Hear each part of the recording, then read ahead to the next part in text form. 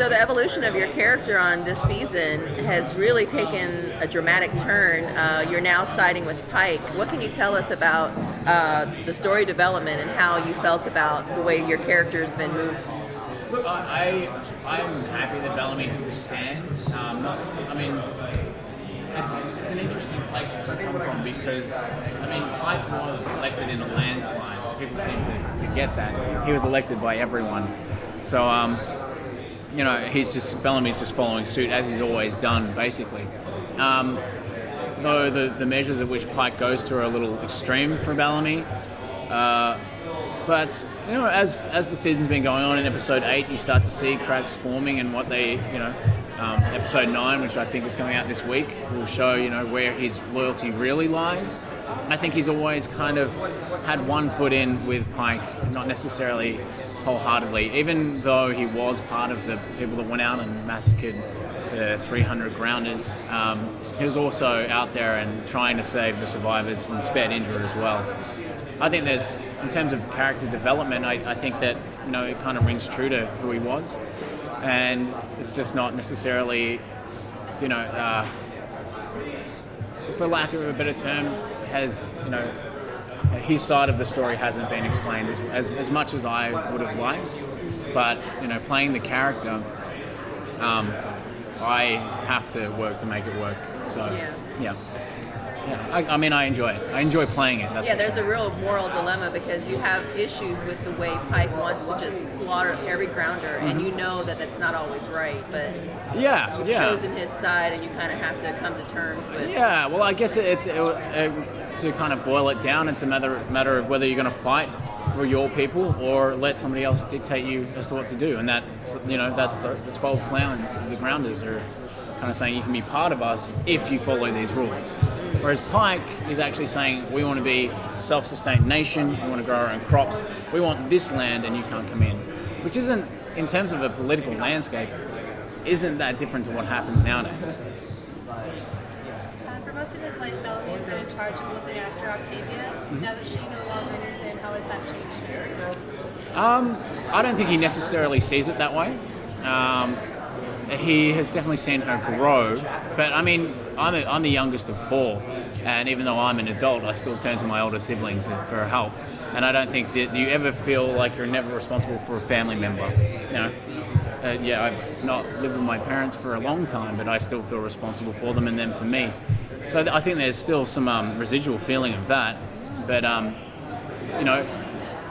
Bellamy is one of the only, I'd say, out of the younger crew, people who understands what it's like to be a brother. And in actual fact, if you think about it in larger terms, he gave birth to his sister.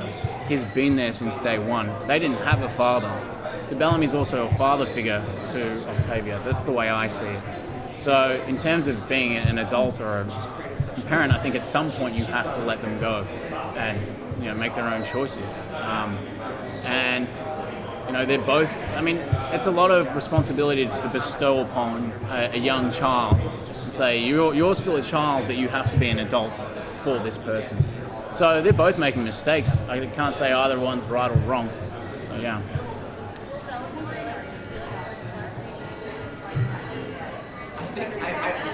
I think his feelings for Clark have been realised. I think that they were realised in episode 5, season 3, where he said, I needed you and you left me.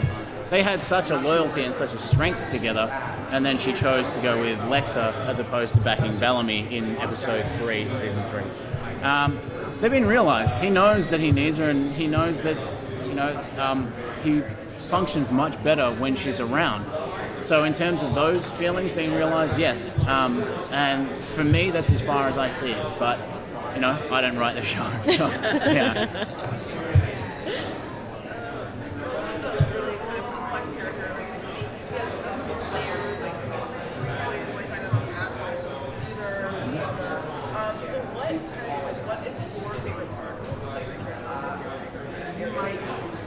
I think there's always something interesting about someone who has the ability to be a good leader, but is, I guess in a way he can be retarded by his own doubts. And so therefore he still seeks for, other leadership from either Pike, Kane, or Clark. So there's always something interesting about someone who knows what's right but still follows protocol. So that's a really interesting grey area to play with. And also to play someone who had such responsibility at a young age for his sister, that comes out of him organically and naturally for the rest of the 100. And when I say the 100, I mean 48 remaining delinquents. So there's that great weight of responsibility, but and I was saying before, he's still quite young that can't really comprehend his own decisions. I mean, I'm like turning 32 and I still can't really figure out what I'm doing. So I mean, I just like, when we say complex, I'd say he's normal. Everyone has those complex feelings they have to deal with.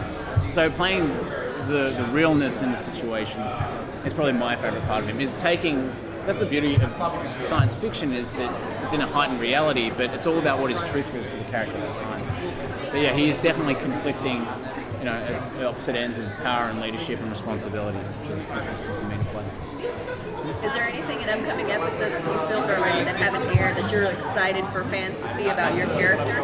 Yes, absolutely. I mean, the rest of the season is really crazy in terms of the AI which has been introduced, but also there's some really great scenes that I love shooting with Marie and Eliza, that I can't wait for people to see.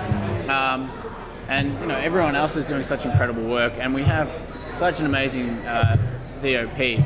And he do you want to chip in here? This is your interview, man. Oh, Michael Blundell, our DP, just creates amazing imagery, and so it's always exciting for us to watch what's new and see how they shot it. So yeah, there's plenty of stuff I want to see.